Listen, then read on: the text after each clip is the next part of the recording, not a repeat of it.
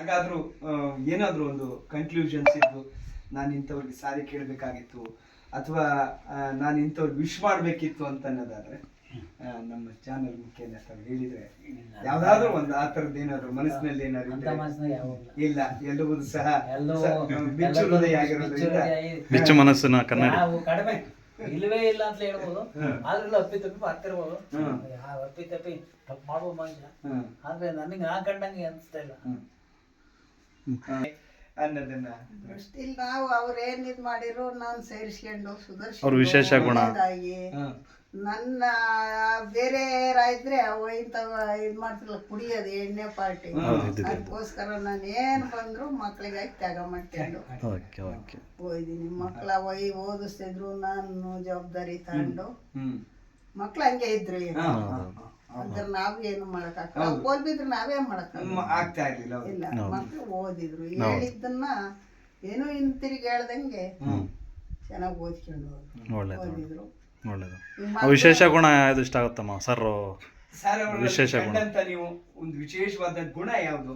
ಜನಬಳಕೆ ಈ ತರ ಯಾವ್ದಾರು ಗುಣ ವೈಯಿಂದ ಯಾವ ಗುಣ ಅಂತ ಹೇಳಿ ನಾನು ಯಾವ್ದಾದ್ರು ವಿಶೇಷ ಗುಣ ಇರುತ್ತೆ, ಅವ್ರ ಸ್ಟ್ರೆಂತ್ ಏನಿರುತ್ತೆ. ಧರ್ಮಪತ್ನಿಯಾಗಿ ನೀವು ಕಂಡಂತೆ ನಿಮ್ಗೆ ಇಷ್ಟ ಆಗಿರ್ತಕ್ಕಂಥ ಅವರಲ್ಲಿ ಇರ್ತಕ್ಕಂಥ ಒಂದು ಗುಣ ಇಲ್ಲ.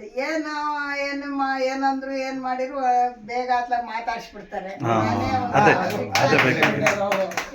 ಇರ್ತೀನಿ, ನಾನೇ ಬೈತೀನಿ, ಬೈತೀನಿ, ಅತ್ಲಾಗ ಮಾತಾಡ್ಸ್ಬಿಡ್ತಾರೆ. ಅತ್ಲಾಗೆ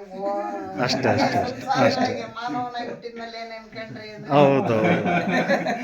ಏನು ಕಾಣ್ಲಿ ಜೀವನದಲ್ಲಿ ಸಾಯೋವರೆಗೆ ಸಂಸಾರ ಮಕ್ಕಳೇ ಜಾಸ್ತಿ ಅಂತ ಮಾಡ್ತೇವೆ.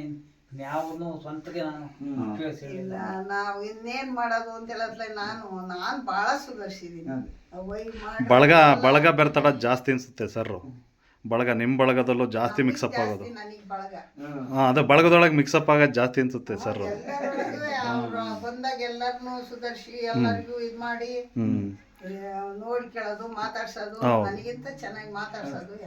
ಶಿಷ್ಯಂದ್ರು ನಮ್ಮನ್ನ ಎಷ್ಟು ಚೆನ್ನಾಗಿ ಮಾತಾಡ್ತಾರೆ, ಅವ್ರನ್ನ ಚೆನ್ನಾಗಿ ಮಾತಾಡ್ಸಿರ್ತಾರೆ. ಮಕ್ಕಳು ನಮ್ ದೊಡ್ಡಪ್ಪನ ಮಕ್ಳು, ನಾವು 4 ಜನ, ನಮ್ ದೊಡ್ಡಪ್ಪನ 4 ಜನ ಮಕ್ಳು, ಅವರೆಲ್ಲ ಏನಾರು ಫಂಕ್ಷನ್ ಮಾಡ್ರಿ ಎಲ್ಲರೂ ಬರ್ತಾರೆ. ಒಳ್ಳೇದು ಒಳ್ಳೇದು. ಇಲ್ಲೇ ಒಡೆರಳ್ಳಿಗೆ ಒಬ್ರು ಕೊಟ್ಟೈತೆ, ಇಸ್ರೇಳಿಗೆ ಇಬ್ರು ಕೊಟ್ಟೈತೆ. ನಮ್ಮ ಮಗಳನ್ನ ಇಸ್ರೇಳಿಗೆ ಗೊತ್ತು, ಅಕ್ಕ ಗೊತ್ತು ನನಗೆ. ಒಳ್ಳೇದು. ಹೌದಾ? ನೋಡಿ.